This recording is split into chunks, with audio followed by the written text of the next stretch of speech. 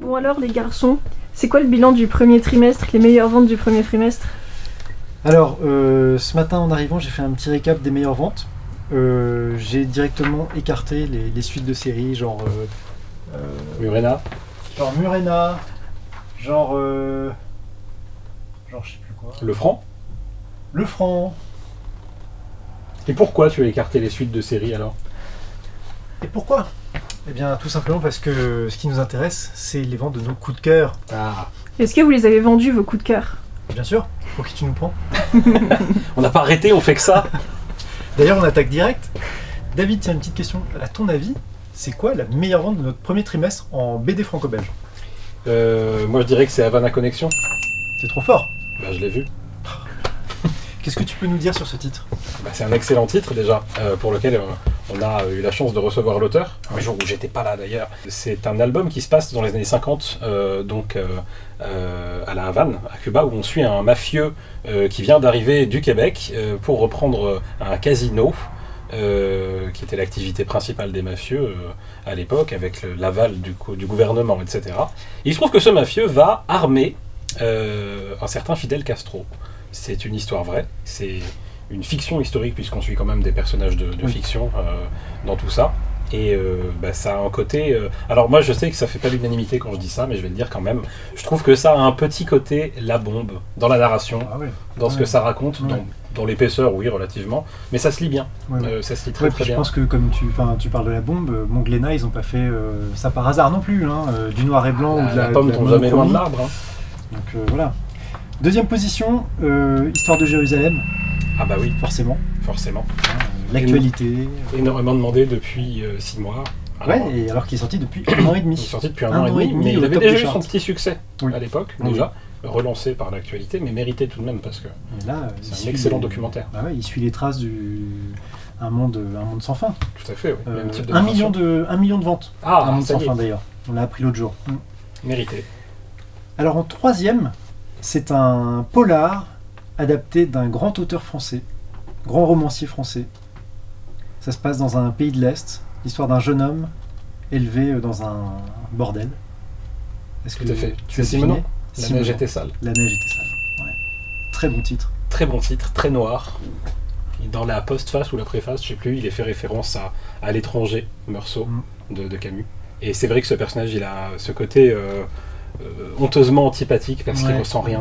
Pas d'émotion. Non, aucune émotion. C'est terrible et on le suit lui, donc on est obligé d'en avoir à sa place. Et c'est rude. C'est très rude. En quatrième position, Commodore Fleming, de la fiction historique encore une fois. Je connais toujours pas d'ailleurs ce roman américain parce que je suis pas allé le lire, dont c'est tiré. Donc la guerre de sécession, c'est une bataille qui a vraiment eu lieu. Mais en revanche, Henry Fleming, lui, c'est un personnage de fiction qui illustre un peu à la fois l'envie de se battre, de défendre son pays et ses valeurs, et en même temps l'antimilitarisme, puisque c'est ça, sur la réalité de la guerre et de l'absurdité de la guerre vont vite avoir raison de ses convictions. À la 5e place, on retrouve un titre que nous avons eu la chance de proposer à gagner en concours, avec une dédicace nominative. Tout à fait. Tokyo Mystery Café. Et non. C'est l'autre. C'est Les Guerres de Lucas. C'est Les Guerres de Lucas. Zut, il y en avait 2. Moi, ce que j'ai aimé dans Les Guerres de Lucas, c'est quand même le dessin, qui est vraiment remarquable. Pas beaucoup de traits, mais très expressif. Ça, moi, c'est un truc que j'aime beaucoup. Alors que moi, c'est plus l'histoire, la narration, elle est très enlevée. Ça va avec. Après, l'histoire, je connaissais déjà un petit peu les galères de Lucas à l'époque. Mais c'est vrai que, là, c'est très très vivant. À la 6e place, c'est un de nos gros coups de cœur, et on a eu la chance d'avoir le dessinateur en dédicace. Ça se passe en Alsace. Oui. C'est Le Lierre et l'Araignée. Quel grand album, pour le coup. Superbe. Air Libre, il frappe toujours très fort.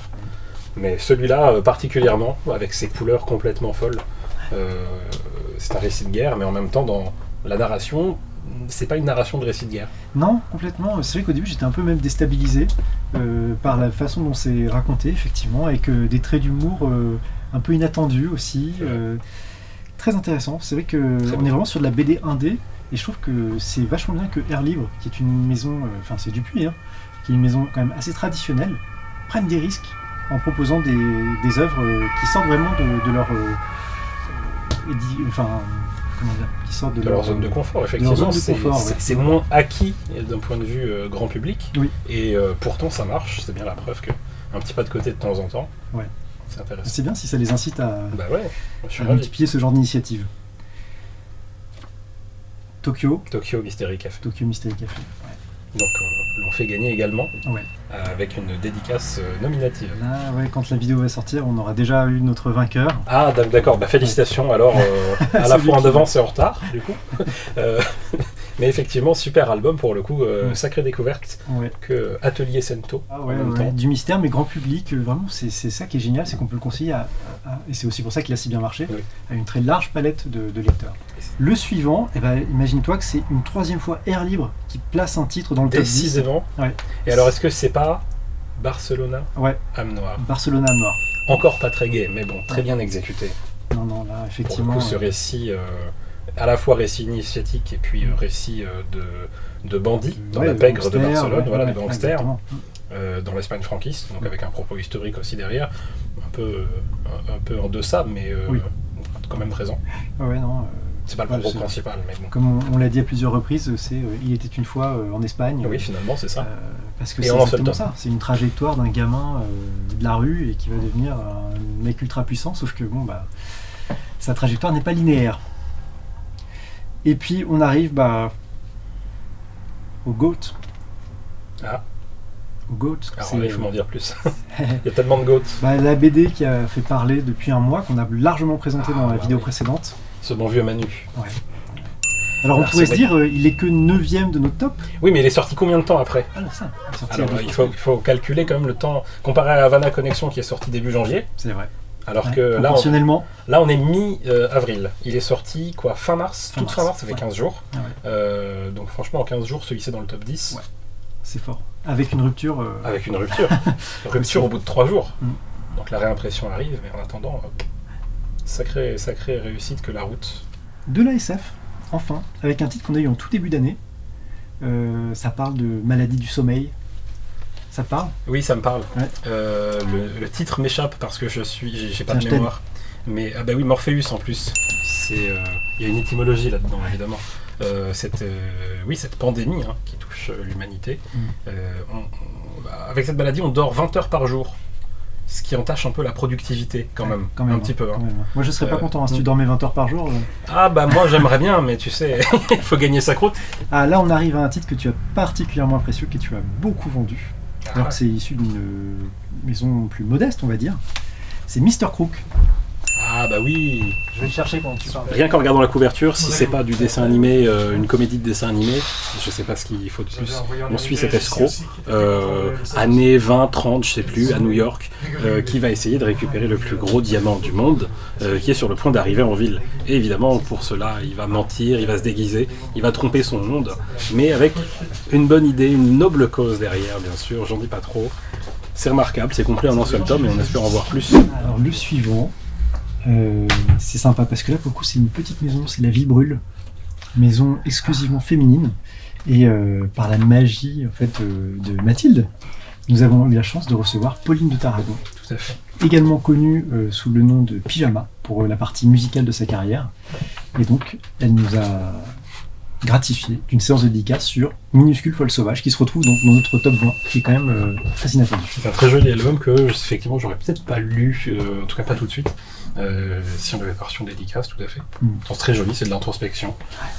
C'est pas si facile, c'est pas à mettre entre toutes les mains, contrairement au livre jeunesse qu'elle a fait auparavant. Là, faut pas se tromper de style. Alors cette fois, on passe à un titre que moi j'ai beaucoup apprécié, puis qu'après tu as également lu et savouré, qui s'appelle Nouvelle Chine. Je vais le chercher. Voilà, Nouvelle Chine, donc comme disait David, utopie, dystopie. Ça se passe à Berlin en 75, sauf que c'est la Chine qui détient le pouvoir là-bas. Et on va suivre les pas d'un enquêteur qui enquête sur un tueur en série. Voilà. J'en dis pas plus, mais franchement, c'est une intrigue policière très prenante. Et puis, l'originalité de ce contexte géopolitique ajoute un petit quelque chose en plus. Bon, je propose qu'on aille un petit peu plus vite pour la suite. Quoique, Rivage lointain, Anaïs Fleury. Ah bah oui, quand même. Ça, c'est du récit de gangster, mais alors qui prend un peu le contre-pied de ce qu'on peut avoir l'habitude de lire dans ce type de récit-là, puisqu'on va suivre ce jeune émigré italien qui a des rêves de grandeur, de beaux costumes, et qui va se faire recruter par la mafia, et va finir par entamer une liaison avec son recruteur.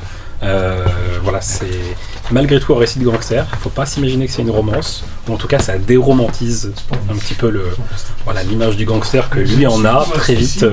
Ces rêves-là peuvent être mis à mal. J'en dis pas trop non plus, mais très bel album. Faut pas s'arrêter à juste la couverture.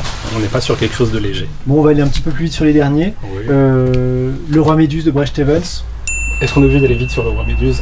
Non, c'est vraiment très Là, nous sommes un peu dans l'urgence, mais c'est un peu limité, on a mais déjà beaucoup parlé. C'est magnifique, c'est Bret Stephens. Shibumi. Bon, alors ça fait 3 ans qu'il est dans le top. Hein. Oui, bon, on le connaît maintenant, Shibumi, on le présente plus. Je pense que tous ceux qui sont passés à la boutique le voient très bien. Frontière qui sort sur sa fin d'année, magnifique. Il a décroché tous les titres. Super Saint-Gelin. Voilà. Ah, un titre qu'on a adoré, c'est Carcajou. Ah ouais. Qui est sorti très discrètement, mais qui s'avère être vraiment une des très belles découvertes de l'année. Bah, je pense que c'est mon western préféré de ce qui est sorti, pour son ambiance en fait. Ouais, Le dessin plaira pas à tout le monde puisqu'on n'est pas dans de l'académique, mais... Ouais, bah après il y a eu Lonesome Cat. Non, mais c'est vraiment plus original. Non, mais voilà, après ça n'enlève rien à la qualité des autres, mais juste moi, c'est celui qui m'a le plus, non, mais qui m'a le plus marqué. Je trouve que c'est sans concession. Il y a vraiment un côté frère Cohen dans les personnages. Ça rappelle un peu Stern en fait. Oui, exactement. Hein, moi, c'est ce que je préfère. C'est ce qui m'a plu. Et puis, très perso. Puis ce dessin qui est original, mais qui marche super bien. Quoi. Carrément. Donc, non, super. Et puis un petit dernier, c'est le Dieu Fauve. Ah bah oui, lui aussi qui est récent. Ah lui, il est encore plus récent. Il est encore plus récent. 10 jours. J'étais même pas là quand il est sorti, donc je l'ai rattrapé après coup. Ouais, t'étais en vacances, toi. Tout à fait. Parfois c'est moi, ouais. Parfois c'est moi, mais du coup c'est une sacrée claque puisque, si j'ai bien compris, c'est un petit peu inspiré de mythologie africaine. J'imagine. J'ai compris ça, alors je sais pas à quel point. Pardon, peut-être que je me renseigne. Moi je te crois les yeux fermés. Donc, merci. Ouvre les yeux pour lire la BD, il y a quand même de beaux paysages, ce serait dommage de... Et puis c'est sans concession là encore, hein. Oh là là, c'est rude, hein. Par moment... sans concession... Sans trop en dire, là, l'image du squelette crucifié, on arrive assez vite. Donc, voilà. Sans concession, une narration originale, bien sûr, avec des points de vue différents. Et puis retrouver Raoul Roger au dessin, ça fait vachement plaisir, parce qu'on ne l'avait pas vu depuis le tome 6 de Jazz Maynard. On va passer aux comics. Ah bah oui. Et le numéro 1, c'est celui qui est tombé le plus vite en rupture de stock. C'est incroyable. Que j'ai pas lu donc. Ouais, Au-dedans. Lui-même. Au-dedans. Super bouquin, du comics indé, introspectif, brillamment illustré. C'est génial. Ce qui est incroyable, c'est qu'il est en rupture depuis janvier et que malgré cela, il est quand même premier. Ce qui montre bien quand même que... Il y a eu un engouement immédiat. Oui, il y a eu un engouement immédiat. C'est peut-être pour ça justement qu'il est toujours en rupture, c'est parce que l'éditeur s'y attendait pas. Alors là, le jour où je vous parle, il est annoncé de nouveau dispo vendredi. Ah, très bien. Donc on le mettra en description sur YouTube et vous pourrez déjà le mettre en préco, voire le commander. Il sera là la semaine prochaine a priori. Et franchement, c'est à découvrir, c'est magnifique. Et il faut soutenir cette petite maison d'édition 404 qui est en train de monter. Ça me rappelle un peu le parcours de Sarbacane il y a quelques années où ils sont mis à sortir masterclass sur masterclass. Et puis maintenant, c'est un éditeur qui compte, vraiment. En deuxième place, Nice House on the Lake, bon, on passe. En troisième place, là, c'est plus intéressant. Un titre qui est sorti chez iComics, même thématique que le livre de Pauline de Tarragon. Bah oui, justement, on parlait de dépression tout à l'heure. Ouais. C'est le livre de Zoé Sorogood, It's Lonely at the Center of the Earth. C'est un peu long. C'est pas gentil, hein, mais... ils n'ont pas épargné chez iComics. Avec mon accent anglais horrible, excusez-moi. Do what we want to do. Mais effectivement, un très bel album. Encore introspectif, là aussi. Il y en a beaucoup en début d'année, mais il y en a qui sortent du lot et celui-ci en fait partie. La preuve, il est sur la 3e marche du podium. Avec un style graphique, même pas plusieurs styles graphiques, c'est ça qui est très fort. Incroyable. C'est une explosion de styles graphiques. Tout à fait, j'adore ça. Un bouquin vraiment très spectaculaire, hein. Jeune dessinatrice, 23-24 ans. C'est très prometteur pour les années à venir. Il faut la suivre, elle a beaucoup de talent.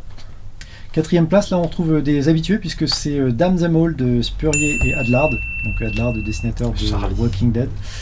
Voilà, donc sans surprise. J'en avais parlé en vidéo. 5e place, Lazarus, intégrale, tome 1. Oui, réédition chez Urban Urban, Comics, mmh. puisque c'était chez Delcourt auparavant, et donc Ouais. réédition double. Chez Glénat. Chez Glénat, pardon. préfère préciser. J'ai dit Delcourt, pardon. C'était chez Glénat, autant pour moi. Et donc c'est des éditions doubles, donc normalement avec 3 tomes d'intégrale, ils vont rattraper ce qui était déjà paru. Voilà. Et il y a une suite maintenant, Il y a puisqu'il n'y en une avait suite pas potentielle. auparavant. Donc une série encore à découvrir Oui. si c'est pas déjà fait, parce que c'est énorme. C'est du très bon thriller, un peu d'anticipation. Et ce qui explique aussi son succès, c'est qu'elle touche aussi un public qui lit plutôt de la BD franco-belge de base. Tout à fait. C'est drôle. En 5e place, du coup, c'est Monica, Ah, justement. qu'on a vendu il y a là. quelques instants. Tout à fait, ouais. Ouais. Daniel Klaus. Je vais commencer avec ça. Oui, Daniel Klaus, alors qui a Qui a décroché le qui a Fauve d'Or. décroché le Fauve d'Or voilà, cette année. Ouais. Mérité, hein, parce que pour le coup, c'est un album de folie. Ouais. Voilà, le Dans tous génie, les sens du dans terme. tous les sens du terme. Le génie de Daniel Klaus, c'est Ouais.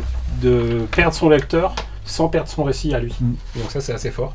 Et enfin, je trouve en tout cas, parce que moi je suis perdu, mais certains ne le sont peut-être pas.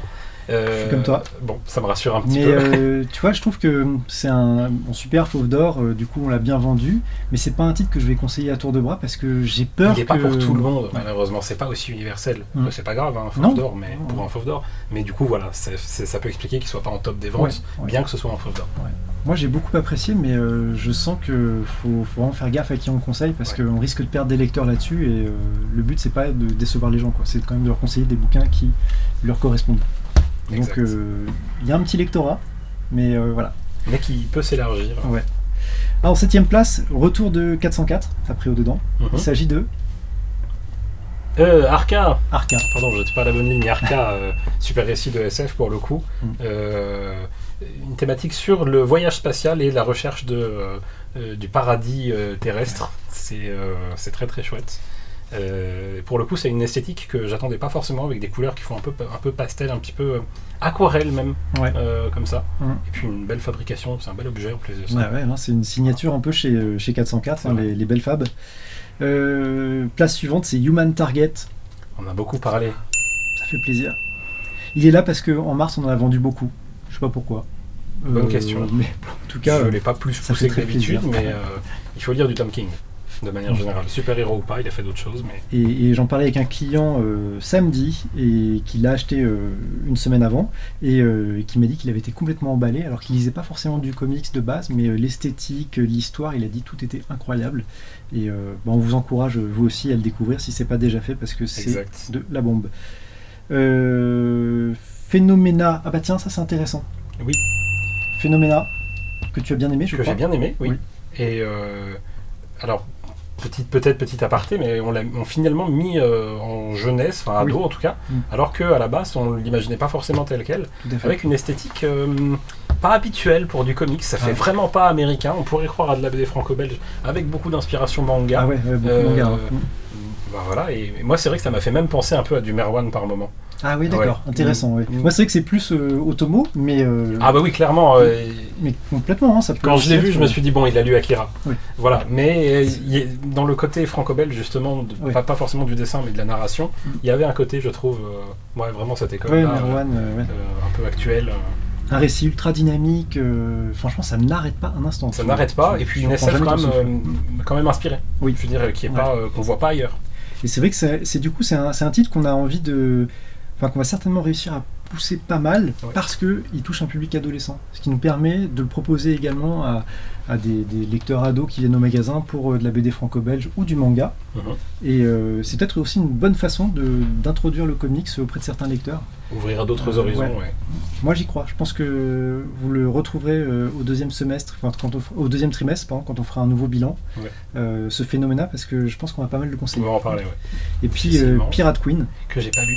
que t'as pas lu, qui est. On voit que je lis moins de comics. Ouais, qui est une bonne histoire de pirate, plutôt classique, pirate femme, mais en tout cas vachement bien. Et puis voilà. Non, je pense qu'on a à peu près fait le tour. Effectivement. On mise beaucoup pour le deuxième trimestre sur le top 10 indies, enfin urban indies, Ouais, avec plein de 10 titres à plein 10 de euros, super titres, Ouais. notamment Saga, il faut lire Saga. notamment Saga.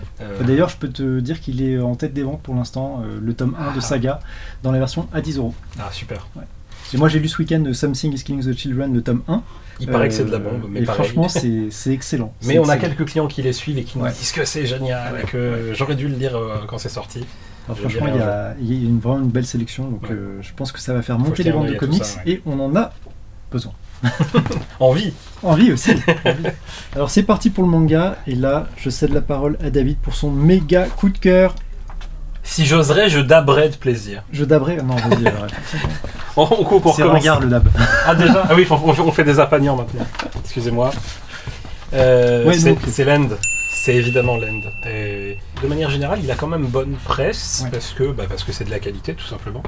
C'est ultra bien écrit, c'est ultra bien dessiné malgré un certain minimalisme, mais maîtrisé. Comme je disais tout à l'heure, j'aime beaucoup ça. Et voilà, fini en 11 tomes au Japon, 11 tomes un petit peu épais certes, mais peu importe.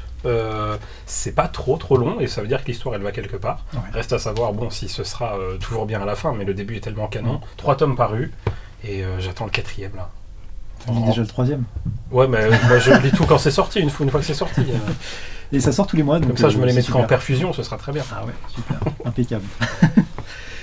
Le deuxième, alors là, on est obligé de rendre hommage à Obi-Wan Kenobi. J'ai l'impression que lui rend hommage à chaque vidéo, mais c'est pas grave. Fait un peu partie des murs. Bon, vous l'aurez tous compris, on parle de Slam Dunk. C'est ça. Le Deluxe tome 1 qui est tombé en rupture mais qui est revenu. Impressionnant. Les ventes dessus, je dois dire que je m'attendais pas à un tel raz-de-marée. On a l'impression que tout le monde découvre Slam Dunk alors que c'est sorti depuis 30 ans. Mais alors justement, j'allais dire, est-ce que c'est les mêmes personnes qui reprennent comme Obi-Wan Kenobi, est-ce que c'est les mêmes personnes qui reprennent parce qu'il faut tout avoir? C'est une remarque très pertinente. Parce qu'il y a un peu des deux. C'est un peu des deux. Il y a quand même des gens qui découvrent, moi j'ai Ouais, l'impression, et c'est très bien. Puis bon, c'est vrai qu'on est assez nombreux à se les refaire, quoi. Du coup, moi je me les reprends. Paraît-il la meilleure série de sport de tous les temps.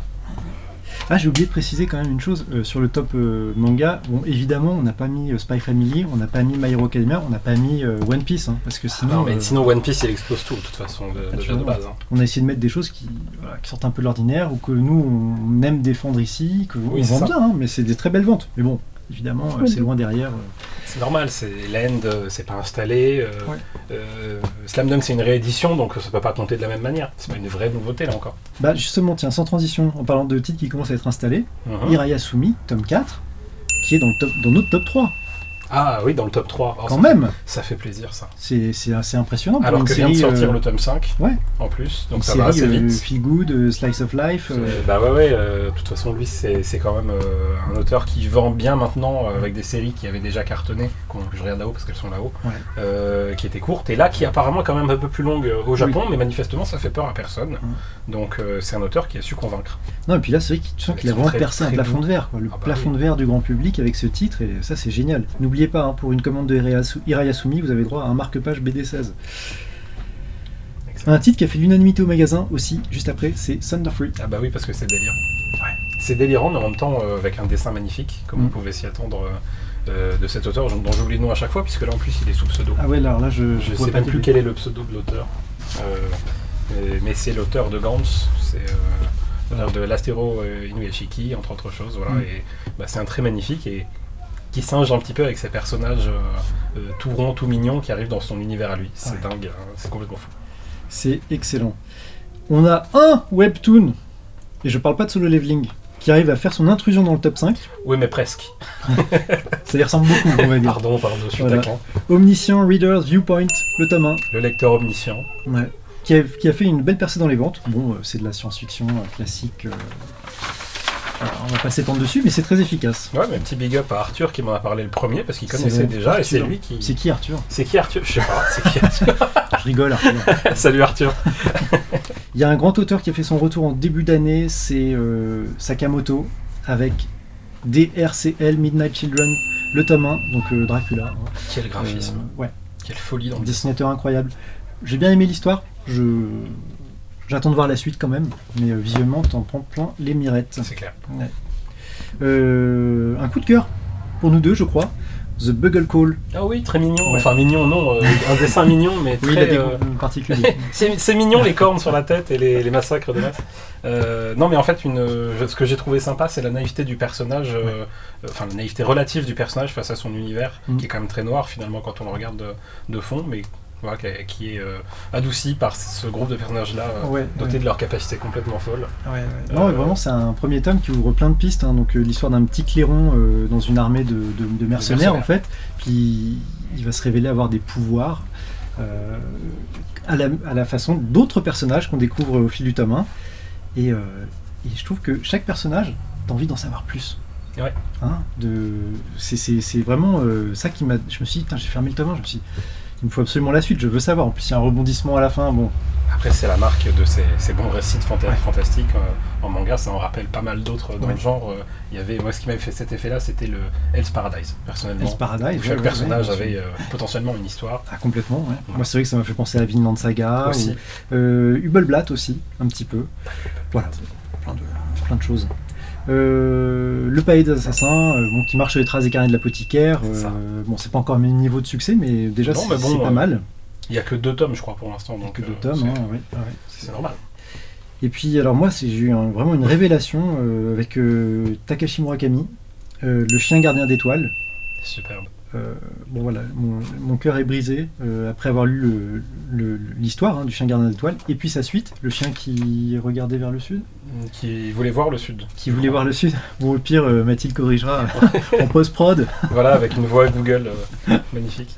Le titre est effectivement Le chien qui voulait voir le sud. Bravo David. Magnifique. Il vient de sortir un autre bouquin, on en parlera plus tard parce que ça vaut le détour.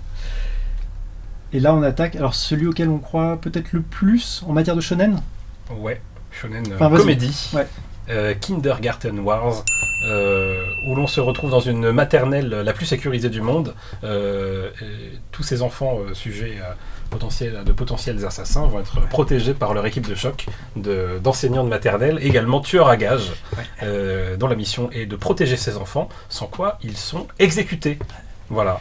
Et ça fait pas dans la dentelle, mais c'est drôle. Mais en même temps, c'est de la comédie. Ça rappelle évidemment du Spy Family mélangé à Sakamoto Days. Complètement. Les rêves sont évidents parce que c'est chez nous que c'est sorti il y a pas très longtemps, mais c'est dans la même mouvance. Mais c'est marrant parce que c'est méga fun. Ouais, exactement. Et c'est marrant parce qu'en fait, on savait que pour Ki-hoon c'était le gros enjeu du début d'année, donc tu vas un petit peu reculant en disant je suis pas dans le public, c'est hyper calibré, et en fait ça marche mais super bien, en tout cas les 2 premiers tomes. La narration est très dynamique et franchement même qu'on le lise ultra sérieusement en regardant tous les détails ou qu'on le lise un peu en dilettante comme ça, on se marre quand même, donc ça marche. Puis les personnages sont complètement flingués aussi. Dans tous les sens du terme.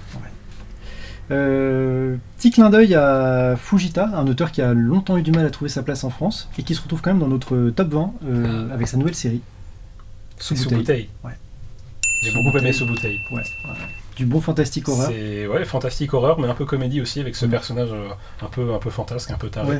C'est toujours un peu burlesque. Voilà, burlesque, exactement, c'est le terme juste. Et puis quand même une horreur qui peut être pour l'instant assez étrange, vraiment étonnante quoi. Là encore, on n'est pas sur quelque chose de calibré. Et, complètement. Ça, j'aime beaucoup quoi. Il même a un trait format, absolument atypique, même le format.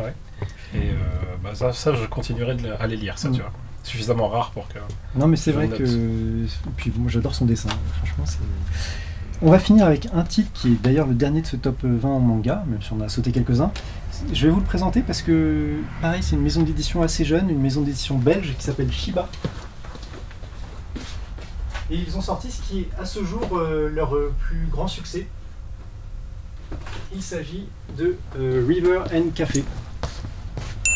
La tranche de vie encore. Et ça, c'est la version collector. La version collector, dorée, avec ces petites dorures là comme ça. Akio Tanaka, c'est l'auteur de Coq de combat. Alors là, il revient sur quelque chose de complètement différent. Il y a du drame, il y a de l'émotion, il y a de l'humour aussi. C'est vraiment de la tranche de vie mais pour adultes que j'ai trouvé très touchante. Et puis qui se place dans un contexte quand même, qui n'a pas forcément la même résonance ici puisque c'est après le tsunami de Fukushima en 2011. Donc forcément il y a une dimension dramatique encore plus forte au Japon et auprès des personnes qui ont vécu ça. On s'en rend compte au nombre d'œuvres qui sortent inspirées par ce drame, cette tragédie. Celle-là, elle est tout en finesse, en subtilité. Vraiment un titre qu'on vous recommande et il faut soutenir Shiba Édition, qui produit de très belles choses depuis quelques années. On a plein de belles maisons en manga qui sont arrivées récemment et c'est pas toujours facile de trouver sa place. Non, il y a une telle profusion. Et puis c'est tellement, faut le dire quand même, c'est pas facile d'éditer du manga de manière générale. C'est quand même un boulot c'est un sacerdoce. C'est vrai. Donc voilà, il faut soutenir ce genre d'initiative. C'est vrai, et puis ce serait tellement facile de se dire, bon, on se contente de mettre les blockbusters et puis ça marche tout seul. Non, je pense que si les gens ils viennent en librairie indé comme chez nous, c'est justement parce qu'on va essayer de Trouver conseiller autre chose, Voilà. Évidemment, on va pas cracher sur les ventes de My Hero Academia et de One Piece. C'est pas comme si c'était mauvais, tu vois, mais non. avoir des choses comme ça, je veux dire, si on les avait pas, moi personnellement, je me demanderais ce que j'aurais à lire, quoi, au bout d'un moment. Bien sûr. Quand on en lit beaucoup. Puis bon, on peut pas cracher sur une petite vente complémentaire. Donc vous prenez un petit One Piece et puis vous prenez ça avec. C'est pas pour le même public.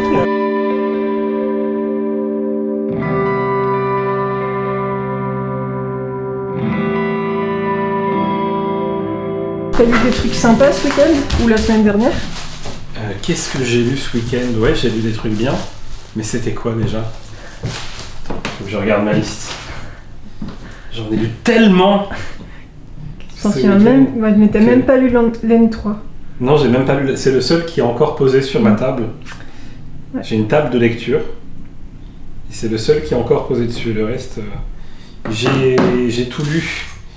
Et ben oui, j'ai lu une BD jeunesse plutôt chouette qui s'appelle Petit Dieu. C'est une BD qui se passe dans un univers fantastique très mystérieux puisqu'il y a une créature qui est apparue et qui mange la réalité. Voilà, donc on suit un groupe de héros qui essaie de s'enfuir sans succès et donc par défaut de combattre cette créature. Pour cela, ils vont aller trouver la déesse pour qu'elle les aide à lutter contre cette créature. Il y a un petit twist, j'en dis pas plus, mais bon, c'est à la fois mignon, mais une vraie aventure, et puis assez fin, quoi, assez intelligent. Dès qu'on a compris le twist, on voit où ça va aller, mais ça le fait bien. Donc c'est pas juste une facilité d'écriture. Non, il y a vraiment un propos qui est intéressant. Faut découvrir ça. Et sinon, j'ai aussi lu un bouquin qui est en présentation encore, sur l'architecture, qui s'appelle Je suis charrette. Alors s'il y a des architectes parmi vous, vous aurez compris pourquoi ce titre. Pour les autres, c'est une expression donc, qui provient du milieu de l'architecture, où à l'époque, les étudiants qui avaient leurs examens partaient présenter leurs travaux en mettant leurs plans, leurs maquettes dans une charrette et fonçaient jusqu'à leur lieu d'examen en finissant leur dernière retouche directement sur la charrette. Donc voilà, on suit un jeune homme qui vient de finir ses études et qui se lance dans un cabinet en tant que stagiaire, qui va avoir beaucoup de défis à relever en étant charrette tout le temps à la bourre. Voilà, très joli récit par un dessinateur italien qui est lui-même architecte de formation, donc il y a probablement un petit peu d'autofiction là-dedans, et voilà, très sympa à suivre. Ça mêle de la tranche de vie. On n'est pas sur de la biographie de grand architecte, non, c'est vraiment quelque chose de concret et d'assez presque un peu minimaliste dans son approche. Voilà, très chouette lecture. Merci chef. Voilà, patron. Et puisque je suis par là, on va commencer par le manga. Moi je vais remettre quand même un petit peu malgré tout, parce qu'il y a le scotch ici.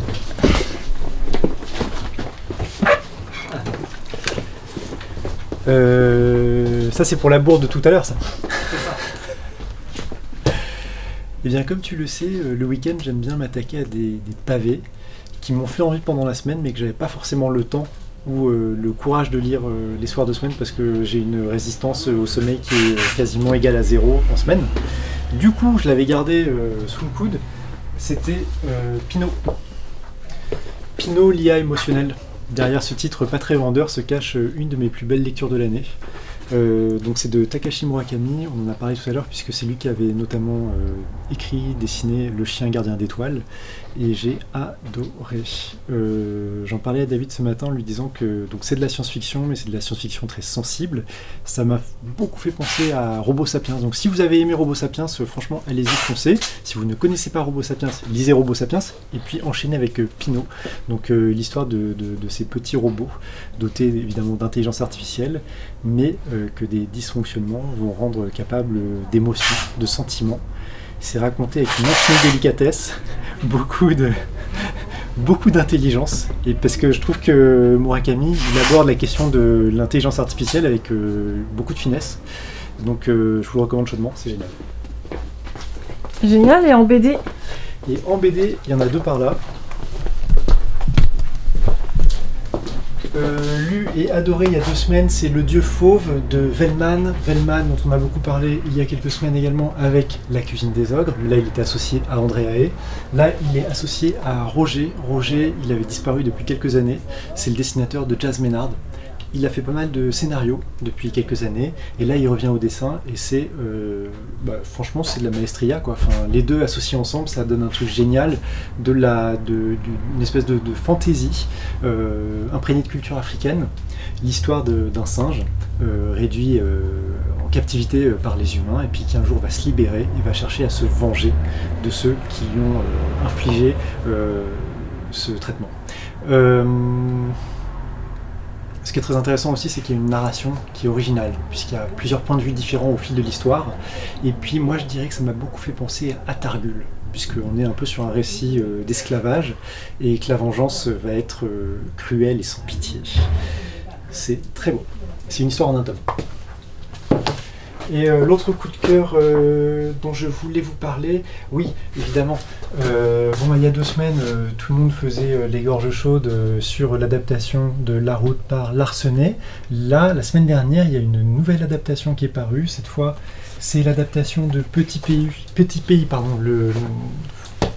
qui avait été le Goncourt lycéen en 2016, puis un film en 2020. L'adaptation BD sort enfin, et c'est super bien. Moi, j'avais lu le bouquin. Donc j'avais un élément de comparaison. Eh bien, je trouve que Savoya réalise une adaptation magnifique.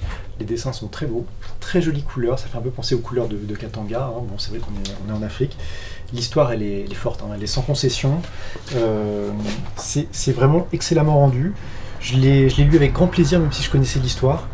Et je vous le conseille vivement à partir d'un public adolescent, 14-15 ans, parce qu'il y a quand même des scènes assez dures. Mais c'est super, je pense que Dupuis Air Libre va rencontrer un grand succès avec cet ouvrage, voilà, que je vous conseille vivement. Et Thomas aussi, je voulais te demander de faire un petit bilan vite fait du premier trimestre en termes de chiffres, si tu as le temps. Oui. Bah, tu sais que nous n'avons aucun secret pour nos followers. Je vais tout vous révéler. Et niveau chiffres, on est sur un premier semestre qui est moins pire que le premier trimestre. J'ai dit semestre ou trimestre ? Trimestre. On est sur un premier trimestre qui est moins pire que ce qu'on pouvait craindre. C'est-à-dire que là, on pensait qu'on allait continuer la descente après une année 2023 pas ouf, comme vous le savez. Mais finalement, ça va. La BD, c'est stable par rapport à l'an dernier. Le manga, après une chute vertigineuse depuis 1 an et demi, je trouve qu'il y a un peu de mieux. Alors, est-ce que c'est parce que on s'est emparé de certains titres, on en a fait des coups de cœur, et je sais pas. Mais en tout cas, je trouve que ça fait moins peur que l'an dernier. Parce que aussi, avant, tu mettais moins en avant les coups de cœur de tome 1. Ouais, c'est vrai. Après, on dépend quand même toujours énormément... Bonjour. On dépend toujours quand même énormément des grosses séries, donc s'il n'y a pas de suite dans les grosses séries qui sortent sur le premier trimestre, bon bah t'es foutu quoi, juste un instant. Oui, donc c'est vrai qu'on a beaucoup poussé de tome 1, de nouvelles séries, parce qu'avec David et toi, on a eu beaucoup de coups de cœur sur de nouvelles séries, mais les ventes dans l'absolu, elles dépendent du nombre de sorties de blockbusters que tu as eu. Si t'as pas un One Piece pendant le premier trimestre, tu peux être sûr que tes ventes elles plongent. Si t'as pas eu un Spy Family, la même chose. Donc voilà, c'est de ce point de vue, je dirais que ça a été un premier trimestre plutôt satisfaisant. Maintenant, on va voir sur le deuxième si ça se confirme. Quant aux comics, on a annoncé la couleur dès le début de l'année. Hein. Cette année, on va booster le comics à mort. Résultat, voilà, on est à moins 20%. Et on n'est pas peu fiers. Mais bon, c'est pas de notre faute, hein, c'est de la faute d'Urban. Non mais franchement, on donne le maximum, mais ça manque de sorties conséquentes. Donc, et puis les bonnes sorties, elles sont en rupture. Donc voilà, je cherche pas des excuses, mais c'est vrai que c'est un petit peu compliqué. Là, avec David, on s'est lancé de nouveaux défis sur Lazarus, notamment, comme on en parlait tout à l'heure. Donc on y croit. On y croit, là, deuxième trimestre, on va remonter la pente. On n'a pas tant de retard que ça dans l'absolu, donc ça va le faire. Est-ce que tu veux nous présenter un petit peu la collection d'Urban à 10 €? Oui, avec grand plaisir. Soutenez-nous, achetez du Urban à 10 €. Alors, il y a une dizaine de titres. Hein.